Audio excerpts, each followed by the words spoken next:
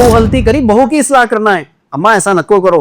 पूरे खानदान में फिरा लेते बैठ रही, पूरे खानदान में बोल लेते बैठ रहे, काम नहीं करती, सुबह 10 बजे तक नहीं उठती, मैके में गए तो वापस पलट के नहीं आती। किसको बोल रहे हैं आप? आपकी बहनों को सुना रहे, आपकी देवरानी को सुना ले रहे, आपकी जटानी को सुना ले रहे। ये क्या है? बकरीद से तो सबसे बड़ा सबूत मिल जाता है कि ये मुसलमान कितने गंदे होते हैं। अब बकरे की गंदगी पूरी घर के बाजू में डाल दिए, गाय की गंदगी पूरी घर के बाजू में डाल दिए, नहीं देखा या नहीं? अगर घर के सामने मैन होल जा रहा है तो उसके अंदर पूरा कचरा डाल दिए। सबसे पसंदीदा जगह अल्लाह के नजदीक मस्जिद है, और पूरी दुनिया में सबसे गंदी जगह मस्जिद के हमाम। टॉयलेट कर दिए, साहब फ्लश कर दिए तो बहुत बड़ा एहसान कर दिया। क्या बोल रहा हूं मैं? टॉयलेट करने के बाद पानी बहा दिए तो बहुत बड़ा एहसान कर दिया। वो विजिट अवर मास्क के नाम पर लोगों को मस्जिदों में बुलाया जा रहा है। लेकिन आप सोच लो, नहीं सुने 3-4 साल पहले स्वच्छ भारत अभियान क्या है? साहब 1-1 करोड़ का मकान बना लेते, 50-50 लाख का मकान बनाते, लेकिन घर के सामने जो ड्रेनेज जाता है ना, अगर आदमी 10-10 हजार रुपये भी डाल लिए, 50,000 रुपये में काम हो जाता है। लेकिन म्युनिसिपल वाला आके करने के इंतजार में खुद गंदगी में रहेंगे, 50 लाख के मकान में रहेंगे, 10,000 खर्चा करके घर के सामने साफ कर लेता हूं। सोचता कोई मुसलमान? आज के इस खुतबे जुमा में जिस उन्वान पर मेरी गुफ्तगू रहेगी, उन्वान है वो आमाल जिसके करने की वजह से अल्लाह ताला हमसे मोहब्बत करते हैं। इसके ऊपर हम गुफ्तगू करेंगे। बहुत आसान मिसाल है, आप दुनिया में देख लीजिए ना, दुनिया में कोई वीआईपी है, मोस्ट इंपॉर्टेंट पर्सन है, मोस्ट रेस्पेक्टेबल पर्सन है, या एमएलए है, एमपी है, अगर वो किसी बंदे से मोहब्बत कर ले, अब उन्होंने दुनिया में टिकते नहीं, मालूम आपको? जमीन पे नहीं खड़े होते वो, उनका करीबी हो गए, मेरे को बहुत चाहते उन्होंने, मैं उनका बहुत खास आदमी हूं। यानी एक बंदा दूसरे बंदे से मोहब्बत कर रहा दुनिया में, अगर एक बड़ा आदमी बोल दिया उन्हें मेरा आदमी है, वह नामनशी वाड़ो, अब उन्हें रुकता दुनिया में। लेकिन वैसे का मखलूक का जो खालिक है अल्लाह ताला, अगर वो अल्लाह बंदे से मोहब्बत कर ले, अगर वो अल्लाह कहे कि मैं फलाने बंदे से मोहब्बत करता हूं, तो फिर वो बंदे की कैफियत क्या होगी, उस बंदे की जिंदगी कैसी होगी, वो बंदे की मगफिरत कितनी आसान होगी, उसको गौर करना है। लेकिन सवाल यही है, उस अल्लाह की मोहब्बत को हासिल करना है तो फिर करना क्या है? हाँ, कुछ आमाल करने पड़ते हैं, कुछ काम करने पड़ते हैं। अल्लाह ताला इरशाद फरमाते कहते हैं, इन्नल्लाह युहिब्बुत तव्वाबीन। सबसे पहला नुक्ता, फर्स्ट अमल जिसके करने की वजह से अल्लाह ताला हमसे मोहब्बत करता, तो क्या है?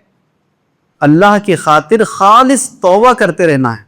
तौबा और इस्तिगफार करना, तौबा और इस्तिगफार ये वो अमल है जिसकी वजह से अल्लाह ताला बंदे से मोहब्बत करते। देखो, सुनने में बहुत छोटा लफ्ज है तौबा, सुनने में बहुत छोटा लफ्ज है इस्तिगफार, लेकिन अगर इसके सारे शराइत के साथ इसके ऊपर अमल करने पे आ जाते ना, तो शायद बहुत कम लोग होंगे जो अल्लाह की मोहब्बत हासिल कर सकते। क्योंकि अल्लाह ने कहा अल्लाह की मोहब्बत को हासिल करना है तो तौबा और इस्तिगफार करना है। लोगों के जहनों में तौबा और इस्तिगफार का मतलब क्या है? नमाज पढ़ लिए, सलाम फेर लिए, इधर उधर देखे, लोग कोई भी नहीं देखे, फौली गाल के ऊपर ऐसा मार लिए तो लोग समझते तौबा हो गया, लोग समझते इस्तिगफार हो गया। हकीकत में वो नहीं है। तौबा और इस्तिगफार की 4 शराइत है। इन 4 शराइत की बुनियाद पर जो बंदा तौबा करेगा, जो बंदा इस्तिगफार करेगा, उस बंदे को अल्लाह की मोहब्बत हासिल होती है। पहला शर्त क्या है? बंदा जिस किसी भी गुनाह के ऊपर तौबा कर रहा है, उस गुनाह को गुनाह समझकर छोड़ दे। कई गुनाह हैं इंसान की जिंदगी में, यकीन गुनाह के ऊपर ही तो इंसान तौबा करता है। तो बंदा जब तौबा कर रहा है तो नियत क्या हो कि इस गुनाह को गुनाह समझकर छोड़ देना है, और जिंदगी में कभी वो गुनाह रिपीट करने का इरादा ना हो। वरना होता क्या है इंसान का, इंसान मस्जिद में है, बयान सुन लिया, बहुत जज्बात में आ जाता, फौरी तौबा कर लेता, सोचता कि नहीं अगली बार मैं नहीं करूंगा। मस्जिद के बाहर चले जाते, भूल जाता किस चीज के ऊपर तौबा किया था उसने। मस्जिद के बाहर चले जाते, किन चीजों के ऊपर उसने वादा किया था वो भूल जाता है। और फिर बाज वक्त क्या होता, इंसान अपने मुकाम, अपने मर्तबे की वजह से गुनाहों को छोड़ देता, अल्लाह के डर की वजह से नहीं, अल्लाह की रहमत से दूर हो जा रहा हूं मैं, इस खौफ की वजह से नहीं छोड़ता गुनाहों को। अपने स्टेटस को देखकर, या सोशल स्टेटस जैसे इंसान का बढ़ते चले जाता, या इंसान उम्र के एक हिस्से को बढ़ जाता, उस वजह से छोड़ देता। बाज लोग गुनाहों को छोड़ देते, क्यों छोड़ देते? نہیں یار بچے اب میرے بڑے ہو جا رہے ہیں نا, اب ان کے سامنے میں گناہ ہی کرتے بیٹھا, بچے گناہ کریں گے. نہیں, اب سماج میں میرا ایک بڑا مقام ہو گیا نا, اب میرے کو سماج میں لیڈر بنا دیے, امیر صاحب بنا دیے, ایک مقام ہو گیا, اس وجہ سے گناہ کو چھوڑ دیتے. اب بچیوں کی شادیاں ہو گئی نا, اب داماد کے سامنے, بہوؤں کے سامنے میں اگر یہ غلط کام کرتے بیٹھا تو کیسا. تو سوسائٹی کی خاطر, سوسائٹی میں اچھا نام ہو, لوگوں میں اچھا نام ہو, تو اس طرح لوگوں کی خاطر گناہوں کو چھوڑا جاتا ہے. نہیں, اللہ کے ڈر کی خاطر کہ میرے ان گناہوں کی وجہ سے اللہ کی رحمتوں سے میں دور ہو رہا تھا, میرے ان گناہوں کی وجہ سے اللہ کی رحمت کو میں حاصل نہیں کر پا رہا تھا, تو اللہ کے ڈر کی خاطر یا اللہ کی رحمت کو حاصل کرنے کی خاطر گناہ کو چھوڑ دینا. دوسرا, زندگی میں کبھی وہ گناہ ریپیٹ کرنے کا ارادہ نہ ہو. ورنہ کیا ہے, لوگوں میں ہے تو انسان کوشش کرتا گناہوں سے بچنے کے لیے, لیکن تنہا کس کا گناہوں سے پاک ہے؟ تنہائی میں ہے, اکیلے میں ہے, کمرے میں, کوئی بھی دیکھنے والا نہیں ہے, کیا اس وقت انسان گناہوں سے پاک ہے؟ بالخصوص نوجوان ہے, عوام میں ہے, لوگوں کے بیچ میں ہے, تو یقیناً موبائل کو اچھے استعمال کرتا ہے وہ. لیکن بیڈ روم میں ہے, دروازہ لگا ہوا ہے, اس وقت صاحب موبائل کا استعمال کیسا کرتے؟ کیا گناہوں سے موبائل کا استعمال ہو رہا ہے؟ تو پھر یہ چیز کیا ہے؟ تو اسی لیے اللہ کے رسول صلی اللہ علیہ وسلم نے کہا دوسرا اصول یہ ہے کہ زندگی میں کبھی گناہ کرنے کا ارادہ نہ ہو.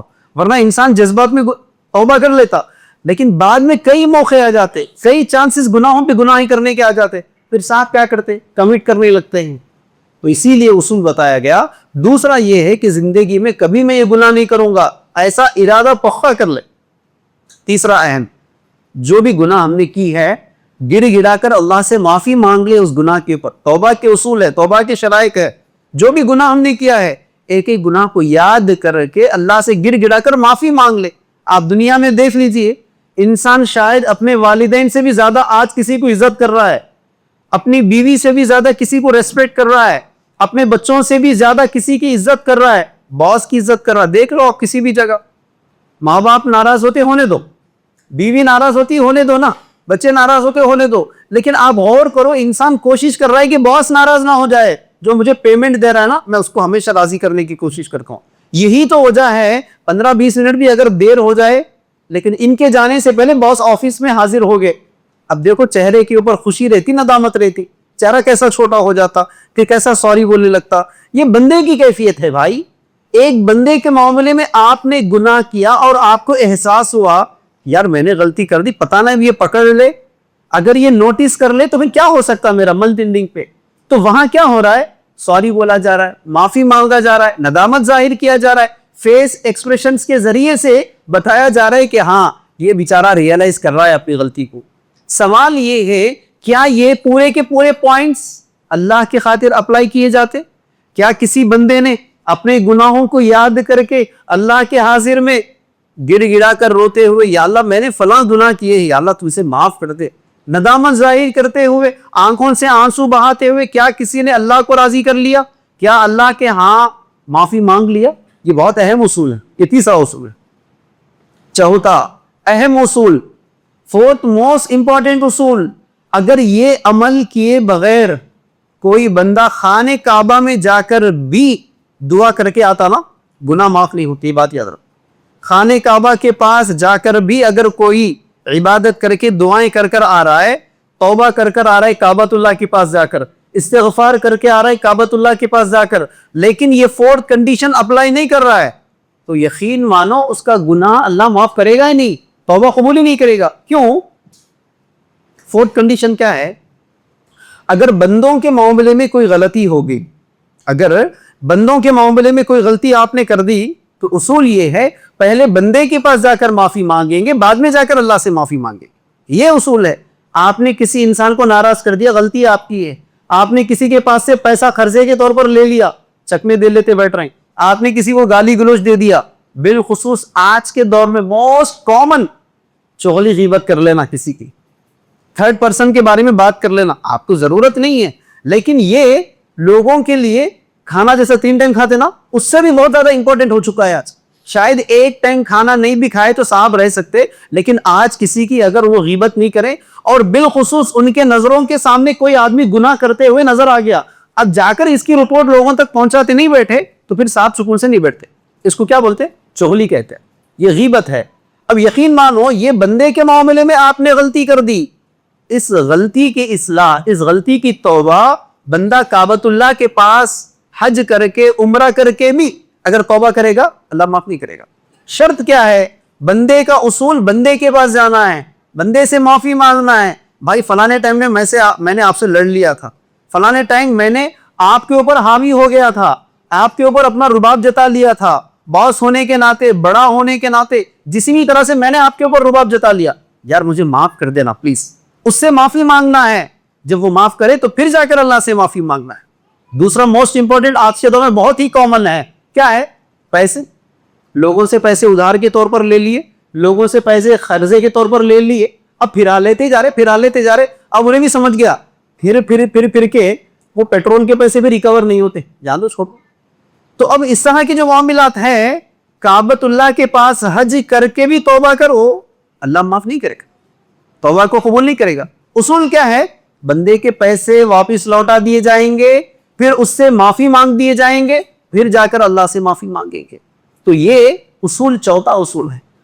بندے کے معاملے میں جو کچھ بھی غلطی ہوگی, ساسو ماں بہو کے معاملے میں غلطی کر دیے, بہو غلطی کری, بہو کی اصلاح کرنا ہے. اماں ایسا نکو کرو, پورے خاندان میں پھرا لیتے بیٹھ رہی, پورے خاندان میں بول لیتے بیٹھ رہے, کام نہیں کرتی, صبح 10 بجے تک نہیں اٹھتی, میکے میں گئے تو واپس پلٹ کے نہیں آتی.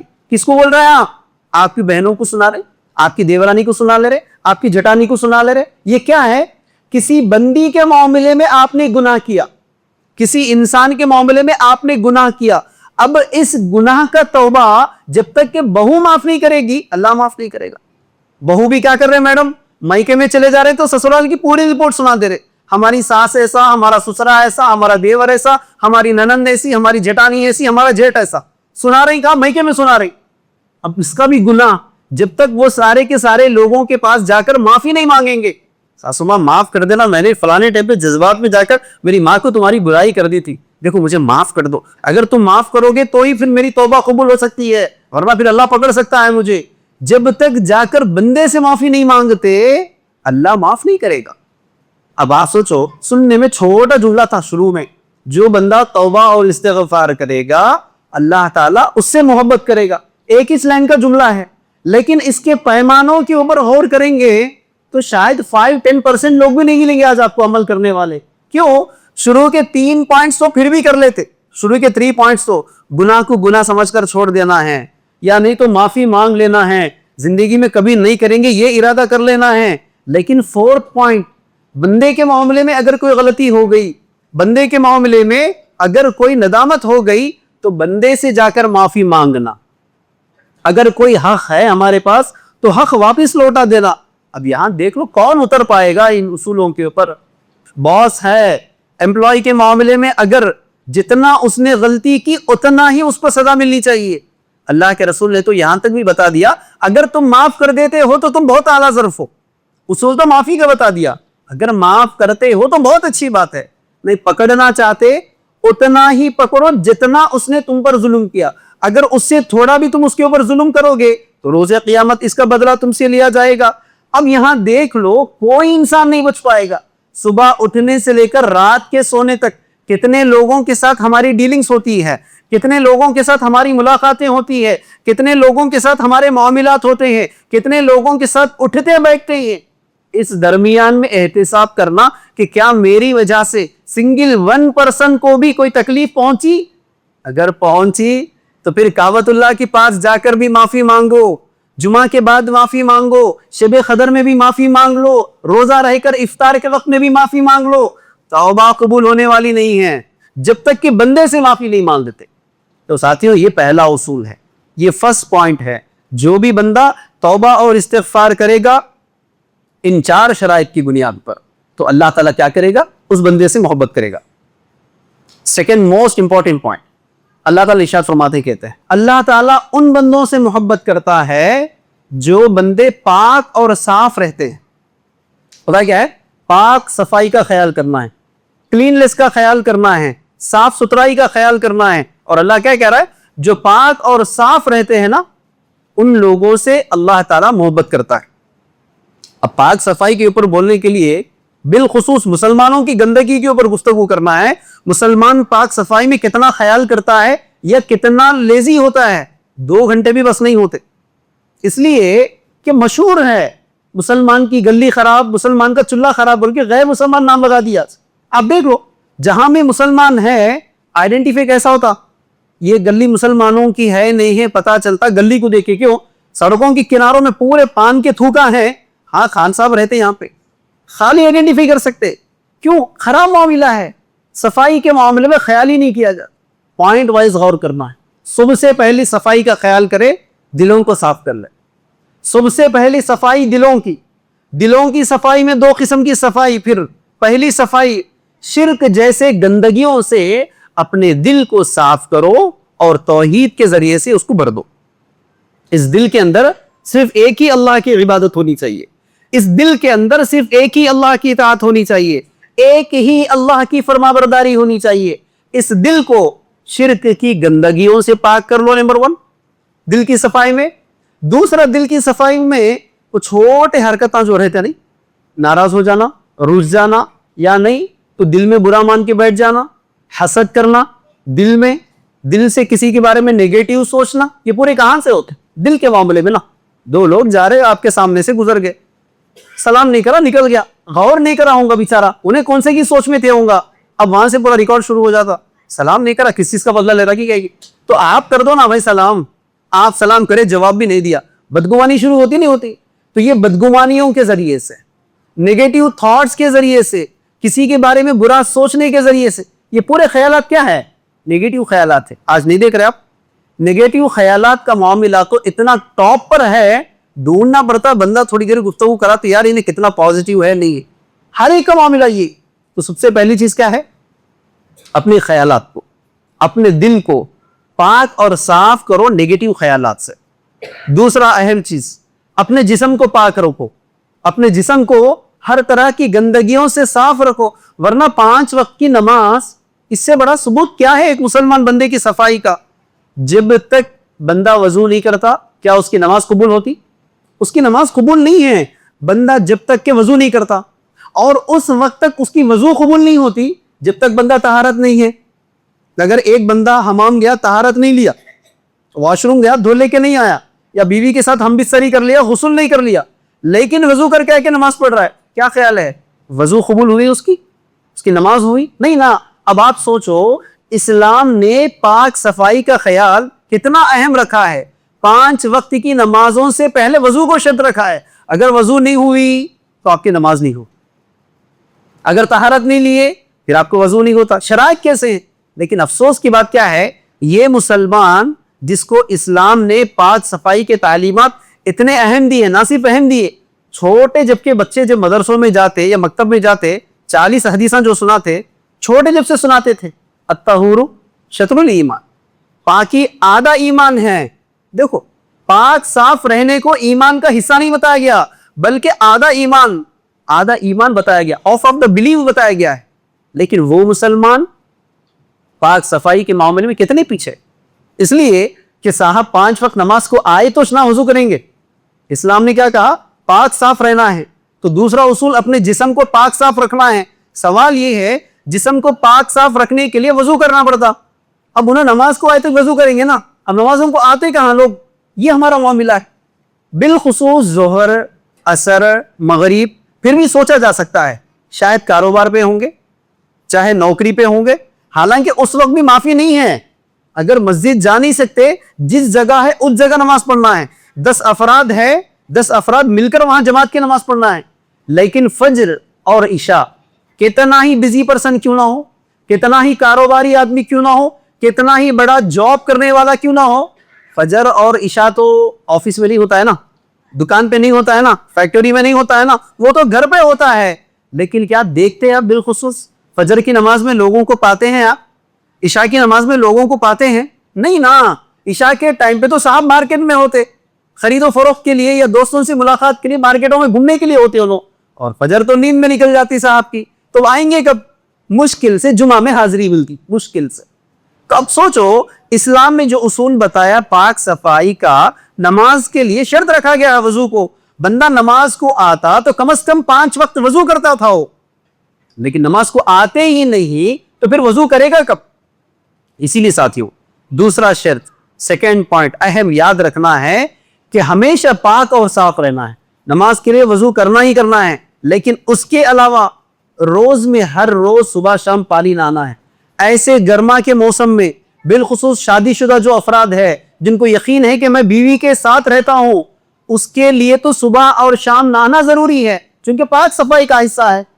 تیسرا اہم چیز، تھرڈ موسٹ امپورٹنٹ، ہم جس جگہ رہتے، ہم جس ماحول میں رہتے، وہاں کے اطراف و اکناف کو بھی صاف رکھنا ہے.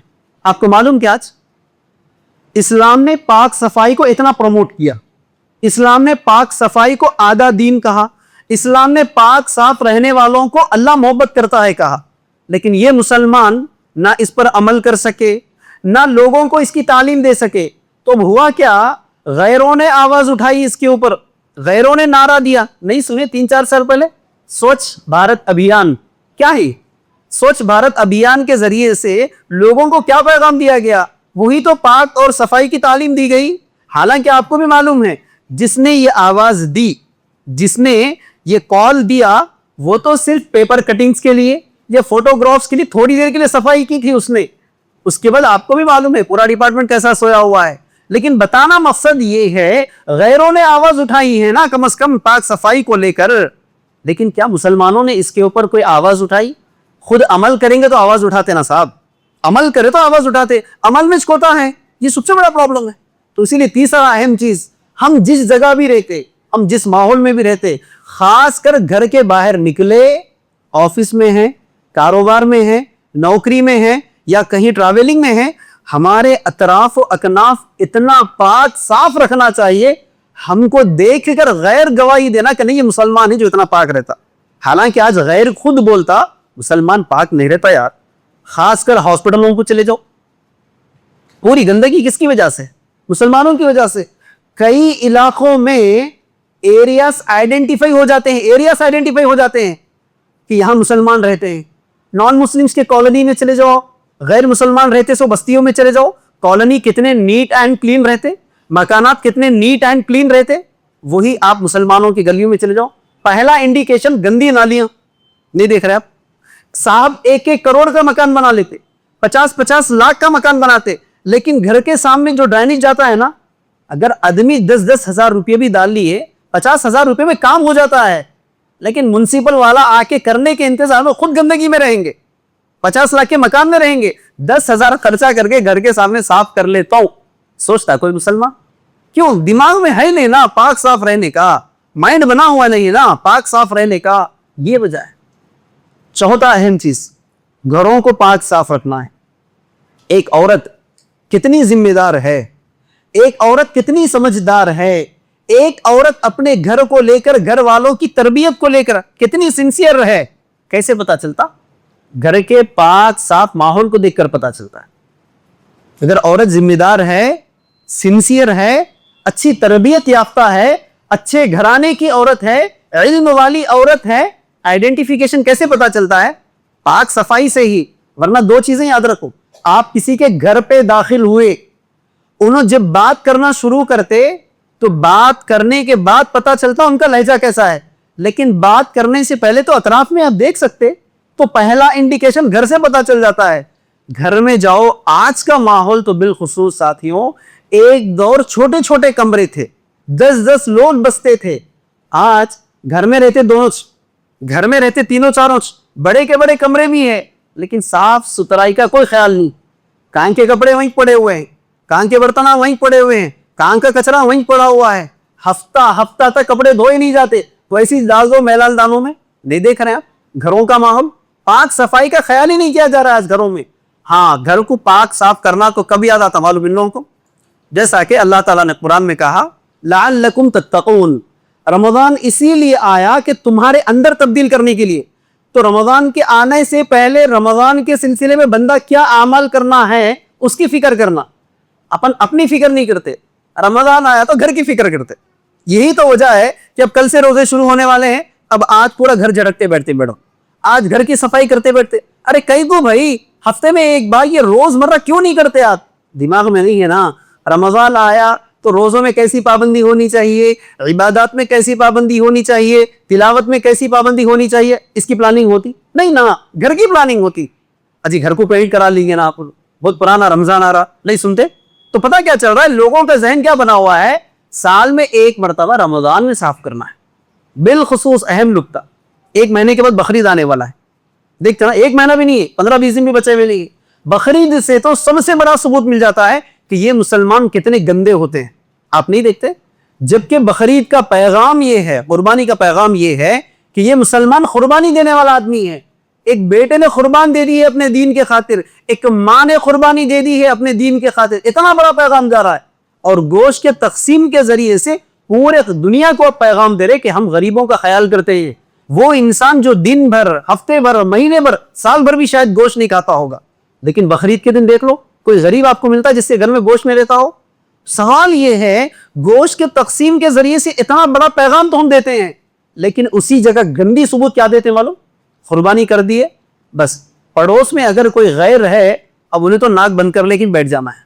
بکرے کی گندگی پوری گھر کے بازو میں ڈال دیے, گائے کی گندگی پوری گھر کے بازو میں ڈال دیے. نہیں دیکھا یا نہیں, اگر گھر کے سامنے مین ہول جا رہا ہے تو اس کے اندر پورا کچرا ڈال دیے. اتنا بھی خیال نہیں ہوتا کہ یار وہ بکرا خرید کے لانے کے لیے کم از کم 100 روپیز تو میں نے آٹو والے کو دیے ہیں, ہے نا. جا کر جہاں سے میں نے بکرا خریدے وہاں سے گھر تک لانے کے لیے 100 روپیز آٹے والے کو دیے ہیں. میں وہی 100 روپیز اور ایک آٹو والے کو دوں گا, یہ پورا گندگی لے جا کر پراپر وے میں پھینک کر آؤں گا تاکہ میرے علاقے میں کسی کو تکلیف نہ پہنچے. خاص کر کوئی غیر مسلمان میرے بستی میں رہتا ہے, اسے پتہ ہی نہ چلے کہ میں نے ذبح کیے. گوشت جا کر دیتا ہوں تو سوال کرے کہ بھائی آج تو کوئی بدبو نہیں آئی. ہر سال بدبو آتی تھی, ناک بند کر لیتے تھے ہم لوگ, لیکن ہوتا دور دور تک نہیں ہوتا ہے. گھر کے بازو میں پورا کچرا ڈال دیتے ہیں. اب چونکہ آج کل چمڑا تو خریدنے کا سلسلہ نہیں رہا نا, چمڑا اب صاحب بھی کیا کر رہے ہیں, مسجدہ والے بھی چمڑا نہیں لے رہے, مدرسے والے بھی چمڑا نہیں لے رہے. آسان سستا کیا ہے, گھر کے سامنے پھینک دو چمڑا. خیال ہوتا اڑوس پڑوس کا پاک صفائی کے معاملے میں نہیں. پھر اگلے دن صبح وہاں سے اپن ہی گزرتے, ناک بند کر لے کے گزرتے, بچے کو بولتے ناک بند کر لے رہے, بدبو آتی. یعنی ضمیر کو مار لے کر اس گندگی میں سے تو گزریں گے, لیکن پاک صفائی کا خیال نہیں کریں گے. تو اس لیے ساتھیوں, اللہ کیا کہہ رہا ہے, اللہ یحب المتطہرین, پاک اور صاف رہنے والوں کو اللہ محبت کرتا ہے. تو آج کے بعد چوتھا اصول کیا کرنا ہے, اپنے گھروں کو صاف کرنا ہے. اور 5واں اہم, قربانی سے پہلے پراپر پلاننگ کرو. 10-10 ہزار 15-15 ہزار کا جب بکرا خرید رہا ہوں میں, 4-4 ہزار روپے 3-3 ہزار روپے حصے میں بھی اگر میں شامل ہو رہا ہوں تو میرے گھر کی حفاظت جیسے کرتا ہوں میں گندگی سے, میرے محلے کی بھی میں حفاظت کروں گا. خاص کر میرے جانور کی وجہ سے, میرے قربانی کی وجہ سے میرا پڑوس مسلمان ہو یا غیر مسلمان, اس کو تھوڑی سی بھی تکلیف نہ پہنچے, میں اس کا خیال کروں گا, تبھی جا کر آپ کی قربانی قبول ہوگی. ورنہ بکرا ذبح کرنے کا تو شاید اجر ملے گا, لیکن پڑوس کو بدبو کے ذریعے سے جو تکلیف آپ نے پہنچائی اس کا تو گناہ 100% آپ کو ملے گا. یہ بات یاد رکھو. 5واں اہم اصول, جس مسجد میں عبادت کے لیے جاتے ان مسجدوں کو صفائی کا خیال کرو. ورنہ مسجدوں کی صفائی پہ بولنا بولے تو صاحب گھنٹہ بس نہیں ہوتا. اللہ کے رسول صلی اللہ علیہ وسلم نے کیا کہا معلوم, اس پوری دنیا میں, اس پوری دھرتی میں سب سے محبوب ترین چیز اللہ کو, سب سے پسندیدہ چیز کیا ہے معلوم, پوری دنیا میں اللہ کے لیے پسند ہے سو چیز مسجد ہے. حدیث ہے, اللہ کے رسول نے کہا یہ پوری دنیا میں, ہول یونیورس میں سب سے پسندیدہ جگہ اللہ کے نزدیک مسجد ہے, اور پوری دنیا میں سب سے گندی جگہ مسجد کے حمام. صحیح کہہ رہا ہوں, دنیا میں سب سے اچھی جگہ مسجد ہے اور دنیا میں سب سے گندی جگہ مسجد کے حمام ہے.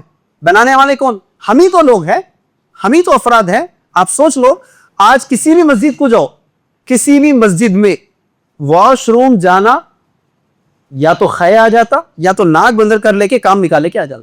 کیوں, حمام اتنے گندے. کرنے والے کون, یہی مصلی حضرات ہیں, ہم ہی افراد ہیں. کہ ہم نے کبھی سوچا کہ میں جس حمام میں بیت الخلاء کے لیے جا رہا ہوں, میں جس حمام میں طہارت کے لیے جا رہا ہوں, اس کو صاف رکھنا چاہیے.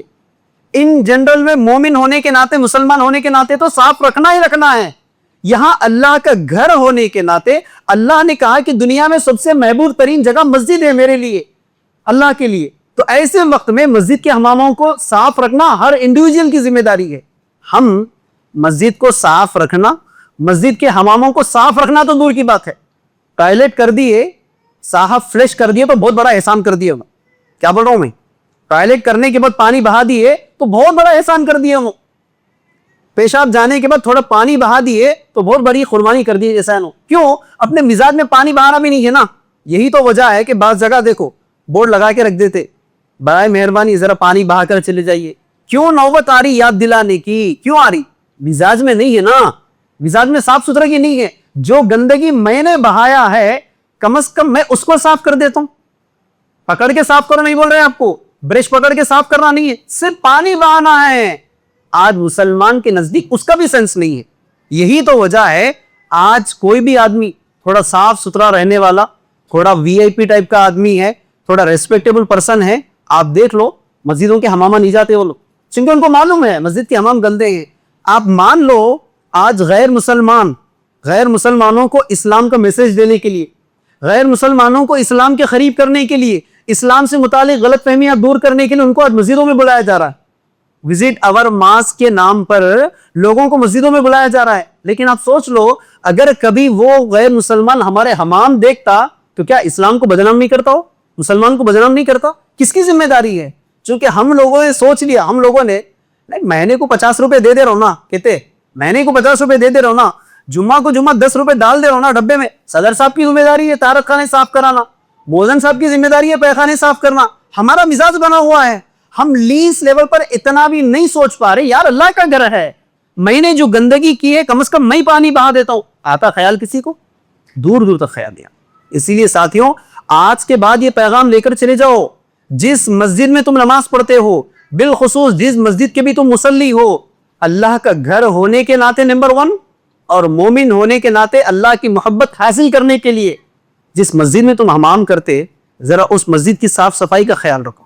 بلکہ اگر تم بہت زیادہ اونچے خیال کے، اگر تم بہت زیادہ اعلیٰ ظرف انسان ہے تو کم از کم الگ سے بجٹ نکالو، کم از کم الگ سے بجٹ نکالو، کہو کہ روزانہ مسجد کی صفائی کریں گے. تاکہ حماموں کے لیے اگر اچھا اگزامپل لینا ہے، طہارت خانوں کے لیے بیسٹ امیج لینا ہے، آپ کسی بھی ایئرپورٹ چلے جاؤ، کسی بھی ایئرپورٹ کو چلے جاؤ. اگر آپ میں سے کسی نے ایئرپورٹ کو گیا ہوا ہے، بالخصوص شمشاد آباد ایئرپورٹ اگر کوئی گیا ہوا ہے، آپ دیکھو گندگی کا اسمیل آنا تو دور کی بات ہے، عطر کی خوشبو آتی رہتی. صحیح کہہ رہا ہوں میں؟ اب آپ سوچ لو ذرا ایک مرتبہ، یہ ماحول مسجدوں میں ہونا چاہیے تھا، یہ ماحول مسجدوں میں ہونا چاہیے تھا. لیکن کیا ہو گیا؟ اللہ تعالیٰ نے جو کہا کہ سب سے پسندیدہ جگہ مسجد، آج ان مسجد کے طہارت خانوں کو ہم نے گندا کر دیا. اور اللہ کے نزدیک سب سے بری جگہ بازار، سب سے بری جگہ بازار مارکیٹ ہے. آج بازار مارکیٹ عطر لگا کر، خوشبو لگا کر، صاف صفائی کے ذریعے سے مہکا دیا جا رہا ہے، چمکا دیا جا رہا ہے. ثبوت ایئرپورٹ کو دیکھ سکتے ہیں آپ. اسی لیے ساتھیوں اسلام آپ کے نزدیک اہم ہے، اللہ کی محبت حاصل کرنا آپ کے نزدیک اہم ہے. تو آج کے بعد کیا فیصلہ کرو؟ جس مسجد میں بھی تم حمام کرتے، جس مسجد کا طہارت خانہ تم استعمال کرتے، لیس لیول پہ پانی بہا کر چلے جاؤ. نمبر 2، کم از کم ہر آدمی جو ریگولر مصلی ہے وہ اتنا جو بجٹ اپنی طرف سے فکس کروا دے. یہ کوئی صدر کی ذمہ داری نہیں ہے، یہ کوئی موذن کی ذمہ داری نہیں ہے طہارت خانے صفائی کرنا. آپ لوگ استعمال کرتے، آپ کی ذمہ داری ہے. گھر کے لیے بولتے ایسا. یہ اور بات ہے کہ عورت کی اپنے پاس اہمیت نہیں ہوتی نا، اس کو گالیاں دے دیتے، کیا والی صاف نہیں کری کیا. اگر اصول دیکھا جائے تو آپ کی ذمہ داری ہے. اللہ کے رسول صلی اللہ علیہ وسلم کی زندگی دیکھو، حضرت عائشہ کیا فرماتی؟ اللہ کے رسول صلی اللہ علیہ وسلم اپنے گھر کے کام خود کرتے تھے، حالانکہ کون ہے؟ رحمت للعالمین، پوری کائنات کے انبیاء کے مالک ہے، امام ہے. اس نبی کے بارے میں عائشہ کیا فرما رہے؟ گھر کے کام رسول اللہ خود کرتے، بیوی کو بھی کرنے نہیں دیتے. اپنا جوتا پھٹ گیا خود سی لیتے ہیں، اپنا کپڑا پھٹ جائے خود سی لیتے ہیں، اور گھریلو کاموں میں اپنی بیویوں کو مدد کرتے. کیا رسول سے بھی بڑے نواب ہے اپن؟ رسول سے بھی بڑے خان ہیں، رسول سے بھی بڑے سید ہے اپن؟ سوچنے کی بات ہے. لیکن معاملہ کیا ہے؟ اگر گھر میں بیگم ہے، اس کی اہمیت اپنے پاس نہیں ہے، اب اس کی ذمہ داری ہے. جمعہ آ گیا تو بیچاری پیخانے صاف کر لیتے بیٹھنا. کیا آپ میں سے کبھی کسی نے صاف کیا؟ یا نہیں، چلو کم از کم 500 روپے دے کے میتھر کو بلا کے پیخانہ صاف کروا. تو خیال ہی ہمارا گندا ہے نا، ہمارے خیال ہی میں تو گندگی ہے، تو پھر اطراف و اکناف کو کیسے صاف کریں گے؟ اور جو انسان اپنی بیوی کی اہمیت کو نہیں سمجھا پاک صفائی کے معاملے میں، وہ مسجد کی اہمیت کو سمجھے گا، مسجد کے مؤذن کی اہمیت کو سمجھے گا، مسجد کے امام کی اہمیت کو سمجھے گا؟ سوچنے والی بات. اس لیے ساتھیوں کوئی کسی کا ٹھیکیدار لیا ہوا نہیں ہے یہاں پر, اللہ کا گھر ہے. صبح جیسے آ کے کہتے ہیں کہ نہیں اللہ کا گھر ہے, سب کو اجازت ہے نماز پڑھنے کی, ویسے ہی طہارت خانوں کی صفائی کی سب کی ذمہ داری, سارے کے سارے لوگ ذمہ داری ہے. تبھی جا کر اللہ رب العالمین کی محبت حاصل کر سکتے ہیں. یہ وہ دو نکات ہے ساتھی, جس کے عمل کرنے کی وجہ سے اللہ تعالی ہم سے محبت کرتا. جب اللہ ہم سے محبت کرتا ہے تو پھر ہمارے گناہوں سے ہم کو پاک کرتا ہے. جب اللہ ہم سے محبت کرتا ہے تو پھر وہ ہمارے لیے جنت کے آسان راستے بنا دیتا ہے. جب اللہ ہم سے محبت کرتا ہے تو پھر وہ ہمارے لیے جہنم کو حرام کر دیتا ہے. جب اللہ ہم سے محبت کرتا ہے تو پھر جنت میں داخلہ ہو جاتا ہے. اللہ رب العالمین سے دعا ہے, اے پروردگارا, جو کچھ کہا اور سنا گیا ہے کہنے اور سننے والوں کو ان تمام باتوں پر عمل کرنے کی توفیق عطا فرما. ہم تمام کو ہر حال میں ہمیشہ ہمیشہ توبہ اور استغفار کرتے رہنے کی توفیق عطا فرما. صاف صفائی کا, صاف ستھرائی کا خیال کرنے کی توفیق عطا فرما. جب تک ہمیں اس دنیا میں زندہ رکھ صحیح اسلام پر عمل کرنے کی توفیق عطا فرما. خاتمہ ایمان بالخیر ہو. وآخر دعوانا الحمدللہ رب العالمین.